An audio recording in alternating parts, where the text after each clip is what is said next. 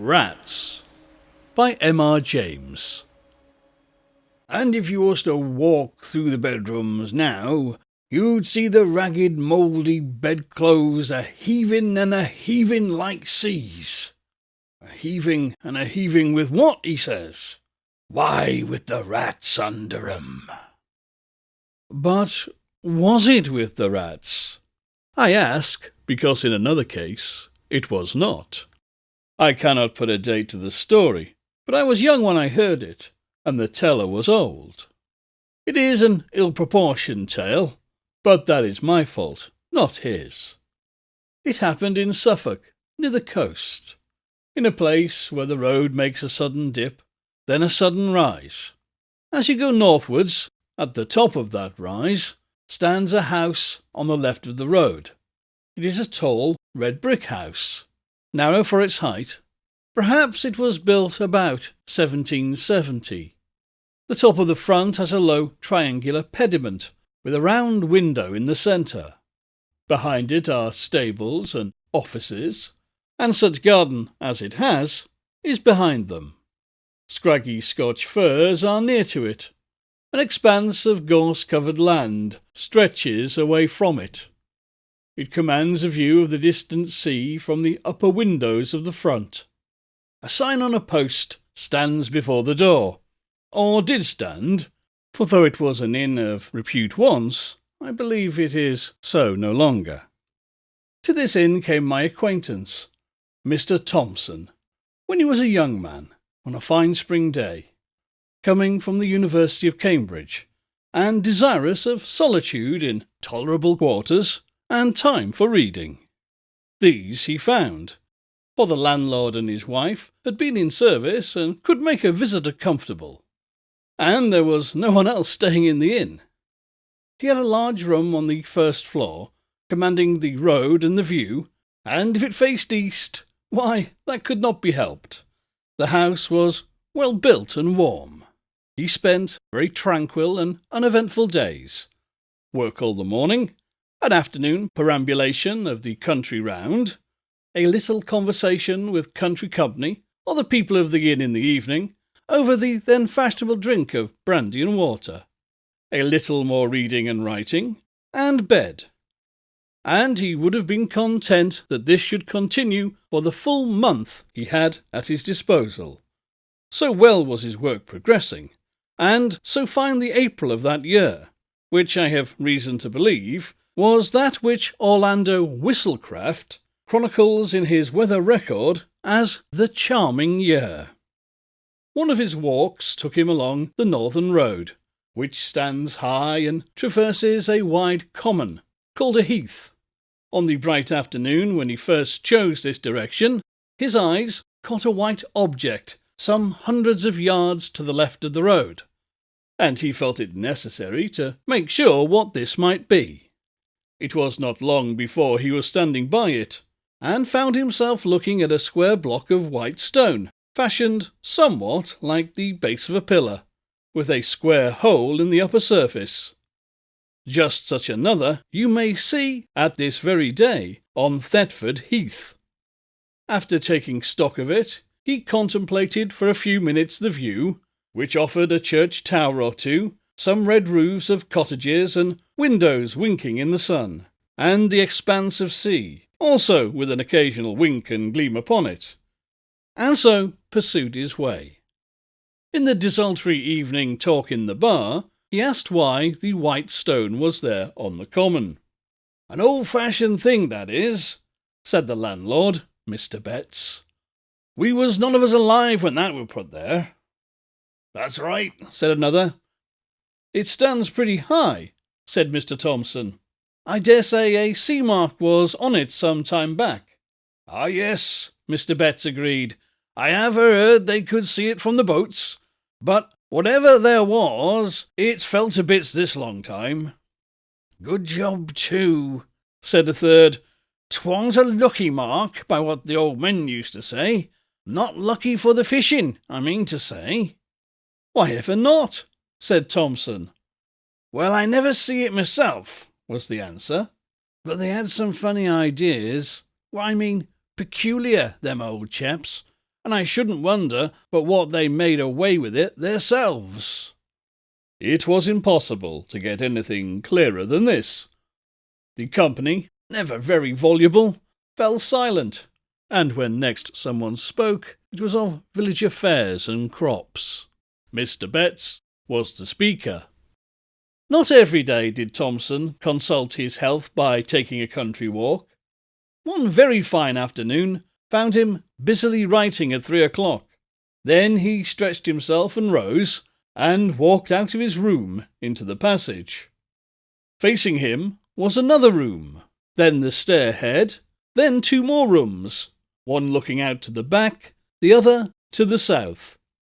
At the south end of the passage was a window, to which he went, considering with himself that it was rather a shame to waste such a fine afternoon. However, work was paramount just at the moment. He thought he would just take 5 minutes off and get back to it. And those 5 minutes he would employ, the Bettses could not possibly object, to looking at the other rooms in the passage, which he had never seen. Nobody at all, it seemed, was indoors. Probably, as it was market day, they were all gone to town, except perhaps a maid in the bar. Very still the house was, and the sun shone really hot. Early flies buzzed in the window panes. So he explored. The room facing his own was undistinguished, except for an old print of Bury St. Edmunds. The 2 next to him on his side of the passage were gay and clean, with 1 window apiece, whereas his had 2. Remained the south-west room, opposite to the last which he had entered. This was locked, but Thompson was in a mood of quite indefensible curiosity, and feeling confident that there could be no damaging secrets in a place so easily got at, he proceeded to fetch the key of his own room, and when that did not answer, to collect the keys of the other 3. One of them fitted, and he opened the door. The room had 2 windows looking south and west, so it was as bright and the sun as hot upon it as could be. Here there was no carpet, but bare boards. No pictures, no washing stand, only a bed in a farther corner. An iron bed, with mattress and bolster, covered with a bluish check counterpane. As featureless a room as you can well imagine. And yet there was something that made Thompson close the door very quickly, and yet quietly behind him, and lean against the window-sill in the passage, actually quivering all over. It was this. Under the counterpane, someone lay. And not only lay, but stirred. That it was someone, and not something, was certain, because the shape of a head was unmistakable on the bolster. And yet it was all covered. And no one lies with covered head but a dead person. And this was not dead. Not truly dead, for it heaved and shivered. If he had seen these things in dusk, or by the light of a flickering candle, Thompson could have comforted himself and talked of fancy. On this bright day, that was impossible. What was to be done? First, lock the door at all costs. Very gingerly he approached it, and, bending down, listened, holding his breath. Perhaps there might be the sound of heavy breathing, and a prosaic explanation. There was absolute silence. But as, with a rather tremulous hand, he put the key into its hole and turned it, it rattled, and on the instant a stumbling, padding tread was heard coming towards the door. Thompson fled like a rabbit to his room and locked himself in. Futile enough he knew it was. Would doors and locks be any obstacle to what he suspected? But it was all he could think of at the moment. And, in fact, nothing happened. There was only a time of acute suspense, followed by a misery of doubt as to what to do. The impulse, of course, was to slip away as soon as possible from a house which contained such an inmate. But only the day before he had said he should be staying for at least a week more, and how, if he changed his plans, could he avoid the suspicion of having pried into places where he certainly had no business?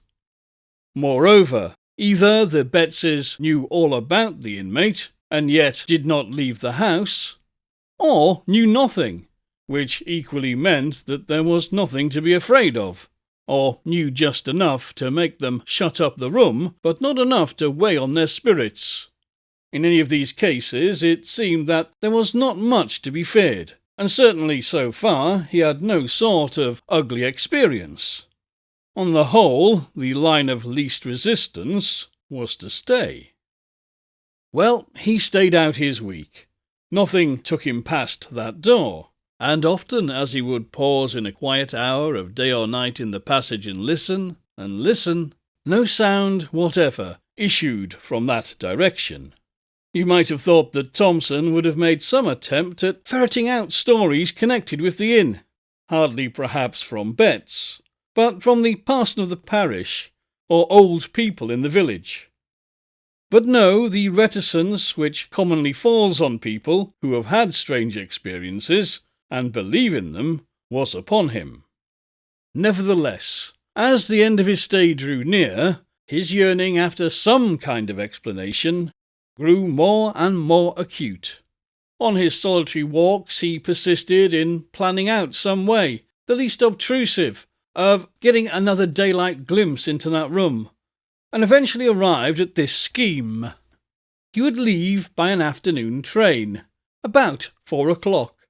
When his fly was waiting, and his luggage on it, he would make one last expedition upstairs, to look round his own room, to see if anything was left unpacked, and then, with that key, which he had contrived to oil, as if that made much difference, the door should once more be opened, for a moment, and shut. So it worked out. The bill was paid, the consequent small talk gone through while the fly was loaded. Pleasant part of the country, been very comfortable, thanks to you and Mrs. Betts, hope to come back some time, on one side. On the other, very glad you found satisfaction, sir, always done our best, always glad to have your good word, very much favoured we'd been with the weather, to be sure. Then I'll just take a look upstairs, in case I've left a book or something out. No, don't trouble, I'll be back in a minute. And as noiselessly as possible, he stole to the door and opened it. The shattering of the illusion. He almost laughed aloud. Propped, or you might say sitting, on the edge of the bed, was nothing in the round world but a scarecrow. A scarecrow out of the garden, of course, dumped into the deserted room. Yes. But here amusement ceased. Have scarecrows bare, bony feet? Do their heads loll onto their shoulders? Have they iron collars and links of chain about their necks? Can they get up and move, if never so stiffly, across a floor with wagging head and arms close at their sides, and shiver? The slam of the door, the dash to the stairhead, the leap downstairs were followed by a faint. Awaking, Thompson saw Betts standing over him, with the brandy bottle and a very reproachful face. You shouldn't have done so, sir. You really shouldn't. It ain't a kind way to act by persons as done the best they could for you." Thompson heard words of this kind, but what he said in reply he did not know. Mr. Betts, and perhaps even more Mrs. Betts, found it hard to accept his apologies and his assurances that he would say no word that could damage the good name of the house. However, they were accepted. Since the train could not now be caught, it was arranged that Thompson should be driven to the town to sleep there. Before he went, the Bettses told him what little they knew. "They say he was landlord here a long time back, and was in with the highwaymen that had their beat about the heath. That's how he come by his end. Hung up in chains, they say, up where you see that stone what the gallows stood in. Yes, the fishermen made away with that, I believe, because they see it out at sea and it kept fish off, according to their idea. Yes, we had the account from the people that had the house before we come. You keep that rum shut up, they says, but don't move the bed out, and you'll find there won't be no trouble. And no more there has been. Not once he haven't come out into the house, though what he may do now, there ain't no saying. Anyway, you're the first I know of that's seen him since we've been here.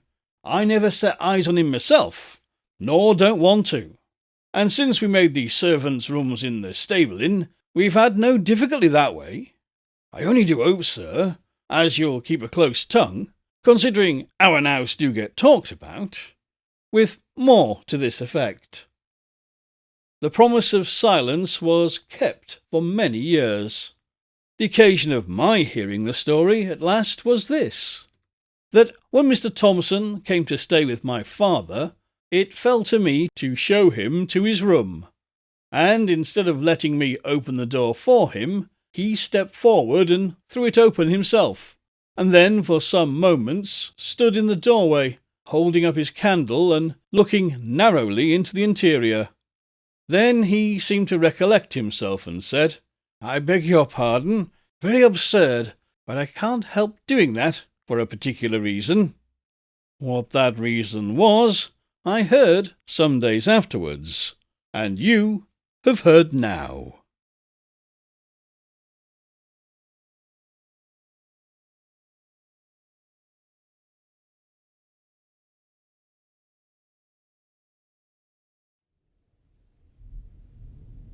That was Rats by M.R. James.